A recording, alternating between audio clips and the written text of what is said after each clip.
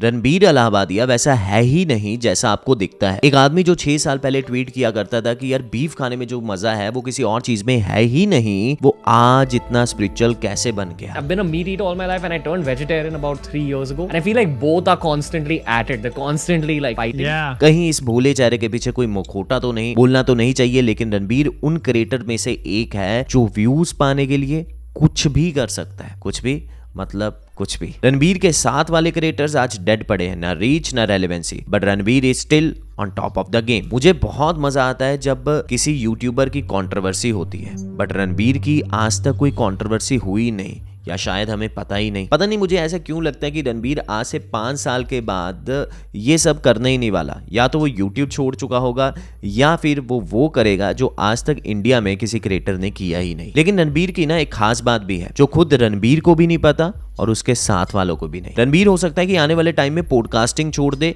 या फिर कंप्लीटली एक न्यू नीश के ऊपर शिफ्ट कर जाए, या फिर हो सकता है यूट्यूब ही छोड़ दे। बट यूट्यूब छोड़ने के उनके चांसेस कम है because Ranbir has a creator अपनी गेम को बहुत स्मार्टली समझते हैं। ये कहना गलत नहीं कि रणबीर का चैनल इंडिया का one of the biggest podcast channel है कंपेयर टू राज शमानी, दोस्त कास्ट एंड रियल हिट। अब इस बात का अंदाजा इसी से लगा सकते हो कि सुनने में आया है कि रणबीर इलाहाबादिया एक पॉडकास्ट करने के कम से कम 45 लाख रुपए चार्ज करते हैं। मजाक लग रहा है ना, लेकिन शायद है नहीं। देखो, नीश शिफ्ट करने की बात पे जितना मैं समझता हूं कि अगर कोई नीश है जो रणबीर अगले 5 सालों में कर सकता है, वो हो सकती है स्पिरिचुअल कंटेंट की। इसीलिए नहीं कि रणबीर बहुत बड़ा भगत है, बल्कि इसीलिए बिकॉज आज से 10 साल आने वाला टाइम स्पिरिचुअल कंटेंट का है। लोग रिलीजियस, हिस्टोरिक और स्पिरिचुअल कंटेंट की तरफ जाने वाले हैं। लोग अपने कल्चर को समझने वाले हैं। आने वाले टाइम में हिस्टोरिक कंटेंट को बहुत ज्यादा कंज्यूम किया जाने वाला है, और ये बात रणबीर इलाहाबादिया बहुत अच्छे से समझते हैं। अब खुद ही देख लो, रणबीर इलाहाबादिया ने पिछले 7 सालों में कितनी ही निशेस को शिफ्ट किया है, लेकिन स्टिल उनका चैनल ना ही डेड हुआ है, ना ही उनकी रेलेवेंसी कम हुई है, और सबसे बड़ी बात, रीच भी पहले से कहीं ज्यादा हो चुकी है। ये बहुत बड़ी बात है, और मैं खुद 150 से ज्यादा चैनल्स पर काम कर चुका हूं, और ये कोई छोटी बात नहीं है। स्टिल वो टॉप ऑफ द गेम पर है, स्टिल उनकी उतनी ही रीच है, स्टिल उतनी ही उनकी रेलेवेंसी है। ये बहुत अच्छी बात है एंड इट्स अ ग्रेट। कौन नहीं जानता कि रणबीर इलाहाबादिया कई बार बहुत इरिटेटिंग और फालतू बातें करते हैं, और बहुत बड़े बड़े गेस्ट के साथ, गेस्ट लाइक अजय देवगन, अक्षय कुमार। कभी किसी को पेला है क्या? कभी किसी को पेला है आपने? पेला है मतलब क्या होता है? दो मतलब होते हैं पेलने के बेटा। यूएफओ देखा है क्या? एलियंस में बिलीव करते हो? 100% है। क्यों बिलीव करते हो? भूत प्रेत होते हैं क्या? मतलब इन सारी चीजों की जरूरत क्या है? बट सच बताऊं, जरूरत है। अब खुद सोच के देखो, आप एक पॉडकास्टर हो, आपके इस चैनल है और आपके गेस्ट हैं सामने सलमान खान। आप उनसे पूछ रहे हो कि आप अपनी लाइफ के बारे में बताइए, कुछ सक्सेस स्टोरीज के बारे में बताइए, और बताइए कि आपने क्या क्या ऑब्जर्व किया, आप जिंदगी से क्या सीखना चाहते हो। क्या सलमान खान इंटरेस्ट दिखाएंगे? और सबसे बड़ी बात, क्या आपकी ऑडियंस इंटरेस्ट दिखाएगी? रेदर देन आप उनसे ये सब क्वेश्चन पूछो कि उनकी शादी कब होने वाली है। सीधी सी बात है, ऑडियंस को चाहिए मसाला। रेदर देन आप सल्लू भाई से ये अगर पूछोगे कि विवेक ओबराय के साथ उनकी कंट्रोवर्सी क्यों हुई थी, उनका ब्रेकअप क्यों हुआ था, जब वो जेल में गए थे तो उनका स्टेट ऑफ माइंड क्या था, ये सारे क्वेश्चन सल्लू भाई और आपकी ऑडियंस दोनों को इंटरेस्ट जगाएंगे। इसीलिए जब रणवीर के मीम्स वायरल हुए ना, तो उसे समझ में आ गया कि जनता को वैल्यू नहीं चाहिए, नॉलेज नहीं चाहिए, जनता को चाहिए एंटरटेनमेंट, हेल्थी डोपामिन। तो बस रणबीर ने फिर स्मार्ट गेम प्ले किया, और ऐसा भी नहीं है कि 1 घंटे के पॉडकास्ट में सारी यही बातें होती हैं। वो सिनेरियो सिर्फ 7 से 8 मिनट का होता है, जहां पे आत्मा, परमात्मा, भूत प्रेत, यूएफओ की बात होती है। बाकी सारा पॉडकास्ट बहुत सेंसेबल होता है। लेकिन एज अ कंटेंट स्ट्रेटेजिस्ट मैं बोलूंगा कि Ranbir is really smart there, even more than Raj Shamani and Dostcast. Ranbir का हाल भी आज वही होता जो Sharma ji technical, Mumbaikar Nikhil technical, Sagar, Simon says, Amit Badana का। एक चीज रणबीर इलाहाबादिया को इतना स्केल कर गई, और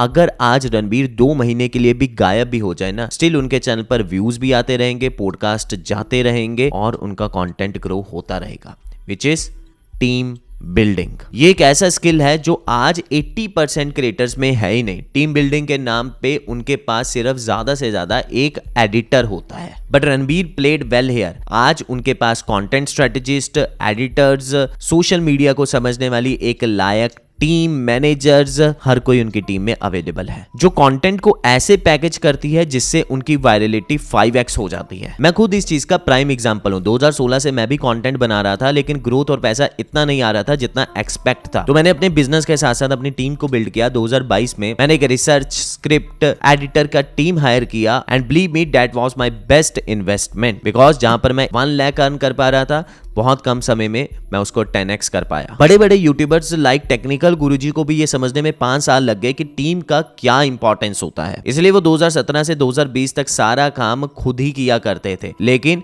बिजनेस और कंटेंट क्रिएशन में डेलीगेशन का बहुत ही इंपॉर्टेंट रोल होता है, और अगर किसी क्रिएटर या बिजनेसमैन ने ये डेलीगेशन करना सीख लिया, देन आपके व्यूज और रीच लेकर आना बहुत ईजी हो जाता है। आपने देखा होगा कि अक्सर हमारे ऑफिस में एक ऐसा एम्प्लॉय होता है जो सबके साथ प्यार से रहता है, हाँ जी करता है, और उसका प्रमोशन भी बहुत जल्दी होता है। वो सीनियर्स और बॉस के ज्यादा क्लोज होता है, और आपको भी लगता होगा कि यार ऐसी चतुरगिरी करके तो कोई भी प्रमोशन ले ले। लेकिन सच तो यही है कि अगर आपको ऊपर जाना है तो आपको हर तरह के लोग मिलेंगे जो आपके नेचर ऑफ स्टेट से अलग होंगे, और आपको उनके साथ अच्छा बिहेव भी करना होगा और उनसे बनाकर भी रखनी होगी, because otherwise you will lose opportunity somehow, and that's where diplomacy comes in. Ranbir को आपने बड़े बड़े स्टार्स, क्रिकेटर्स, पॉलिटिशियंस के साथ देखा होगा, और ये सब डिप्लोमेसी के बगैर हो ही नहीं सकता। डिप्लोमेसी का सिंपल मतलब यह है कि आपने काम, दाम, दंड, भेद लगाकर अपना काम निकलवाना ही निकलवाना है, जिससे without ego and clashes you have to keep drama go on. और ये आप बड़े बड़े स्टार्स, पॉलिटिक्स, सेलिब्रिटीज में देखोगे कि उनमें ये क्वालिटी होती ही होती है। जो टॉप 1% होते हैं वो इस क्वालिटी के माहिर होते हैं। और इवन पॉलिटिक्स में भी तो डिप्लोमेट्स होते हैं जो इंडिया का रिलेशन अदर कंट्रीज से बनाकर रखते हैं, और उनका काम ही यही रहता है। And yes, Ranbir is really good at it, and वो उनकी कॉन्वर्सेशन में भी दिखता है। Bhuvan Bam versus Amit Badana, technical Guruji versus Sharma ji technical, Vivek Bindra versus Sandeep Maheshwari, Harsh Beniwal versus Ajaz Khan and Saurabh Joshi की भी होती रहती है। कोई भी ऐसा क्रिएटर ही नहीं है जिसकी कंट्रोवर्सी ना हुई हो। यहां तक कि बड़े बड़े रेपुटेटेड क्रिएटर्स का भी कंट्रोवर्सी होता है, लेकिन कभी आपने रणबीर इलाहाबादिया की कोई बड़ी कंट्रोवर्सी सुनी है? यस, रणबीर इलाहाबादिया के ऊपर बहुत लोगों ने एक्सपोज वीडियो बनाया है, इवन शताब के साथ उनकी थोड़ी सी टसल भी हुई थी, लेकिन Ranbir also played well hair, कुछ ज्यादा कभी रिएक्ट ही नहीं किया। यही सबसे बड़ी क्वालिटी है रणबीर की। इसी वजह से